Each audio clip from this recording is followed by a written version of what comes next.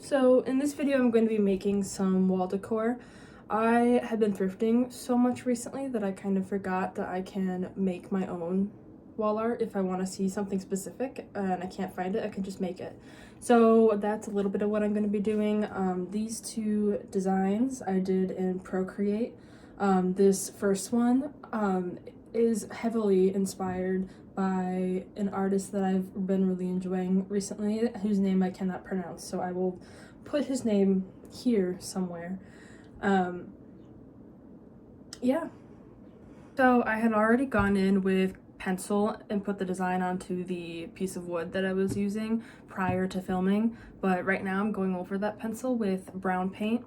The eventual goal is to have all of the outlines in black paint, but I think that brown paint is just easier to paint over if I need to change something later than black paint is.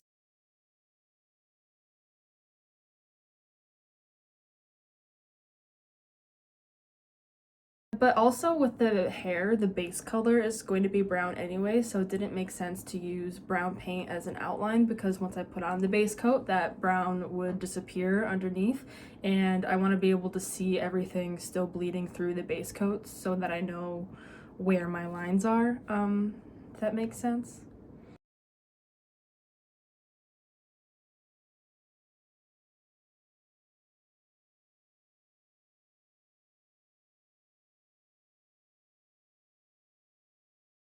I did definitely skip a lot of steps when I was filming this because a lot of the parts I was really kind of hunched over the canvas, and it's very hard to film when I'm doing that. And then also doing second or third coats is never really super fun to watch in a time-lapse format. It's much more satisfying to watch the first coat of color go in rather than seeing the color just get more bold over time. It's not, I don't love filming time lapses of that, so I just kind of stick to the first coat and then cut to later when it looks better.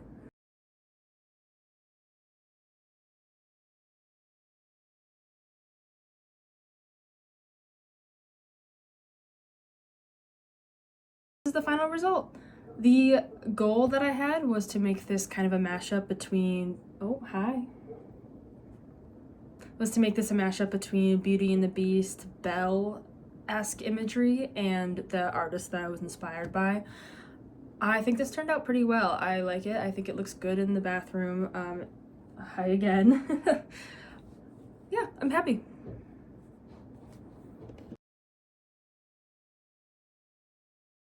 This is the second piece I'm working on. This is going to be for the bedroom, which is roughly space themed. I was inspired by, like 50s, 60s pinup, Jetsons-esque aliens. Yeah.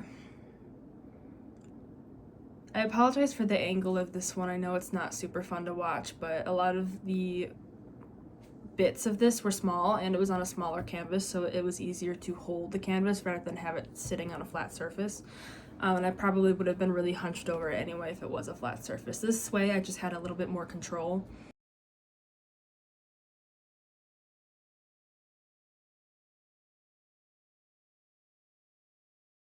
Here's the final result of that. I think it goes well with the room. I think it matches the purple pretty well. I think it's, I don't know, it's fun. I like it.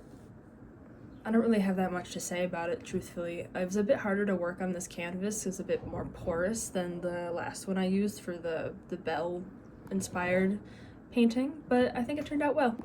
This is probably the least interesting part of the video. I'm just adding in some more details to the mural in the kitchen. First off, I'm putting a sun in the top right corner of it. I just wanted something to break up a bit of the white background. But yeah. This mural was really hard to do for me. I don't know how much I love doing murals. The process is kind of tedious. I don't love standing on ladders, so it definitely took a while for me to be ready to come back to this. And then I'm also just kind of going in and adding more thickness and stylization to some of the filigree and other random accent lines I had initially done. So you can see here I'm thickening up these little swirls below each petal, thickening up the little bracket things above each petal. I just wanted it to be easier to see. And then, I'm filling in, rather than just leaving it as a V line like it was before, I'm making it more of like a triangle shape.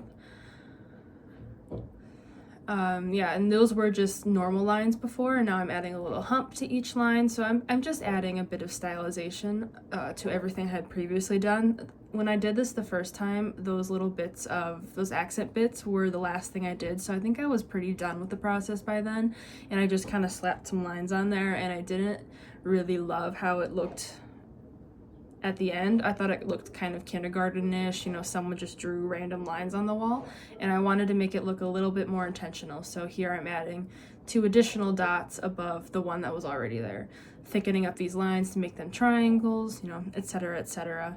I think it was a good idea. And, the mural is not the best quality necessarily in terms of shading or anything like that. So I think having more stylized bits like this kind of gives me a bit of leeway to make it look more intentional, that, the colors are really blocky and stuff like that.